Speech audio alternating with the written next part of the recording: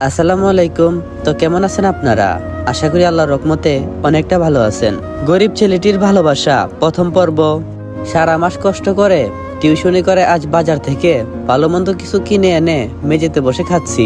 হঠাৎ পিছন থেকে কেউ আমাকে সজোরে একটা লাথি মারে, যার কারণে আমি খাবারগুলোর উপরে পড়ে যাই। মেঝে থেকে উঠে পিছন ফিরতেই ঠাস করে একটা থাপ্পড় পড়লো আমার গালে।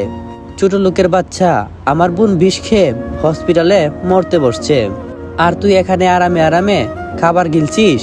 কথাগুলো শোনার পরে কথা বলার শান্তিটা যেন আমি আর খুঁজে পাচ্ছি না। পিঠে আর গালে প্রচুর যন্ত্রণা হচ্ছে। এই অবস্থায় সে আমাকে টেনে টুনে মেস থেকে বের করে হসপিটালে নিয়ে আসে। আমার সামনের বেডে শুয়ে আছে আরিহা। কি নির্মম অবস্থা না করছে নিজের। মেয়েটা আমাকে বড্ড ভালোবাসতো, তা জানেও আমি তাকে ফিরিয়ে দিয়েছি। কখনো ভাবিনি যে আরিহা এতটা আঘাত পাবে, যার কারণে এমন একটা জঘন্য কাজ করে ফেলবে। কিন্তু আমি যে গরিব ঘরের সন্তান, যেখানে আরিহা কোটিপতি ঘরের মেয়ে। আমাকে দেখতে পেয়ে আরিহা করুণ দৃষ্টিতে তাকিয়ে আছে, হয়তো বলতে যাচ্ছে তোকে আমি ভালোবাসি রে। আমি মাথা নিচু করে নিচের দিকে তাকিয়ে দাঁড়িয়ে আছি। হঠাৎ আরিহার ভাই আবারও বলে উঠল, আমার বোনের যদি কিছু হতো তাহলে আমি তোকে গুণ করে ফেলতাম, ছোট লোকের বাচ্চা। কথাটা বলেই সাথে সাথে হাতটা উপরে তুলে আমাকে মারার জন্য, কিন্তু আরিহার ইশারায় থেমে যায়। আরিহার ভাই আমাকে হালকা ধাক্কা দিয়ে বলল, আমার বোন তোকে ডাকছে, যা। আমি আরিহার কাছে গেলেই সে আমার হাতটা শক্ত করে ধরে আমাকে তার পাশে বসিয়ে আস্তে আস্তে বলল, আজ এখানে এই মুহূর্তে তোমার সাথে আমার বিয়ে হবে। আরিহার কথা শুনে আমার শরীরে যেন কারেন্ট প্রবাহিত হচ্ছে, শর্ট লাগতে শুরু করলো। আমি উঠে চলে যাব, কিন্তু পারছি না, কারণ আরিহা তার শরীরের সমস্ত শক্তি দিয়ে আমার হাতটা চেপে ধরে রাখছে। কিছুক্ষণ যেতে না যেতেই দেখলাম আরিয়ার ভাই কাজে নিয়ে আসলো। অবশেষে জোর জবরদস্তি উভয় দেখানোর ফলে বিয়েটা করতে বাধ্য হলাম। তারপর আমাকে হসপিটাল থেকে আরিয়াদের বাসায় নিয়ে একটা রুমে বন্দি করে রাখা হলো, যাতে আমি কোথাও পালিয়ে যেতে না পারি। রুমের চারদিকে দামি দামি আবাসপত্র দিয়ে ভরা। হঠাৎ আমার বাবার কথা মনে পড়ে গেল। আজকে একটি বারের জন্য বাবার সাথে কথা হয়নি। বাবা ছাড়া তো এই ভুবনে আমার কেউ নাই। মা সেই কবেই চিরনিদ্রায় শায়িত হইছেন। বাবার জন্য মনটা ছটফট করছে। তাই আর বেশি দেরি না করে পকেট থেকে 120 টাকার মোবাইলটা বের করে বাবার নাম্বারটা খুঁজতে লাগলাম, কারণ দামি ফোন কেনার মতো টাকা আমার এখনো হয় নাই। আশ্চর্যের ব্যাপার, বাবার ফোনটা বন্ধ দেখাচ্ছে। এখন তো বাবার ফোনটা বন্ধ থাকার কারণ না, মাথায় কিছুই ঢুকছে না। আবার বাবার কিছু হয়ে গেল না তো, নানান টেনশনে মাথার সব ফাঁকা জায়গা ভরাট হয়ে যাচ্ছে। কিছুতেই টেনশন মুক্ত হতে পারছি না। যতই টেনশন মুক্ত হতে চাচ্ছি, ততই দ্বিগুণ আকারে টেনশন আমাকে ঘিরে ধরছে। রাত প্রায় 10টার সময় কেউ আমার রুমে এসে আমার রুমের দরজাটা খুলে দেই। দরজা খোলার সাথে সাথে আমি দৌড় লাগাই। যখন আমি বাসার বাহিরে চলে যেতে যাব, সেই মুহূর্তে আমার চোখের দৃষ্টি চলে যায় সোফায় বসে থাকা লোকটার উপর।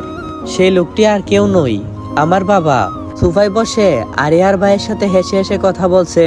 কিন্তু বাবা এখানে কি করছে? বাবা আমাকে দেখতে পেয়ে তার কাছে ডাকলো।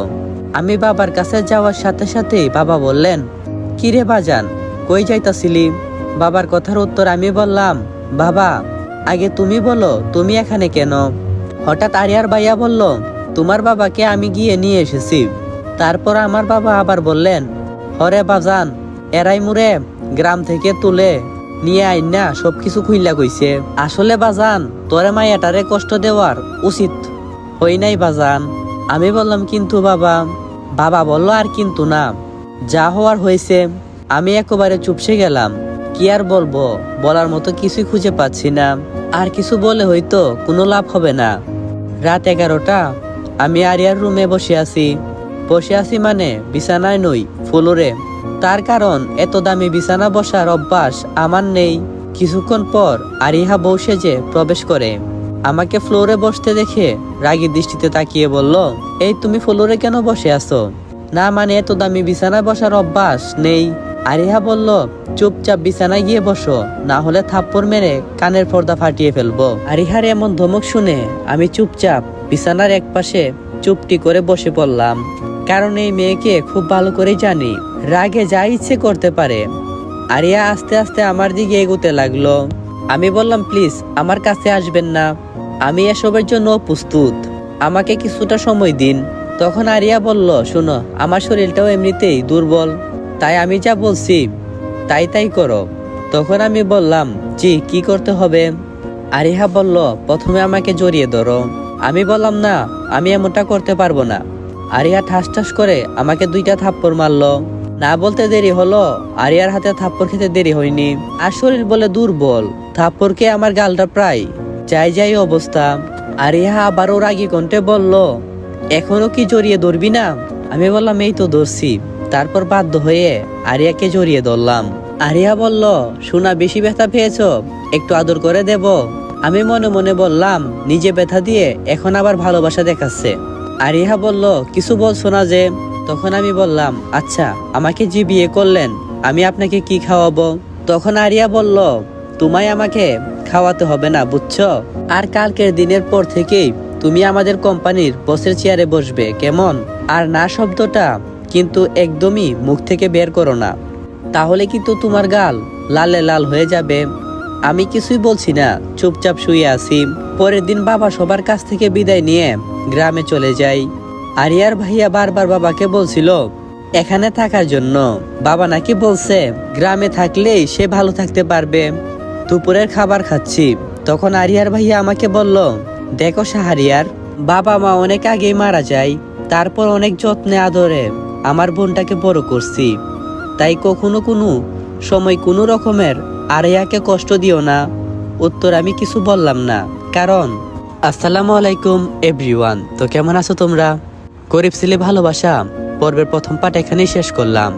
আর আগেই বলে রাখছি, গল্পটা অনেকটাই রোমান্টিক আর কষ্টের হতে চলছে, তাই আপনারা অপেক্ষা থাকেন। অবশ্যই দ্বিতীয় পার্ট খুব তাড়াতাড়ি দেওয়া হবে। আর গল্পটা কেমন হয়েছে অবশ্যই কমেন্ট বক্সে কমেন্ট করবেন। আর আমি কি দ্বিতীয় পার্ট আপনাদের জন্য নিয়ে আসবো।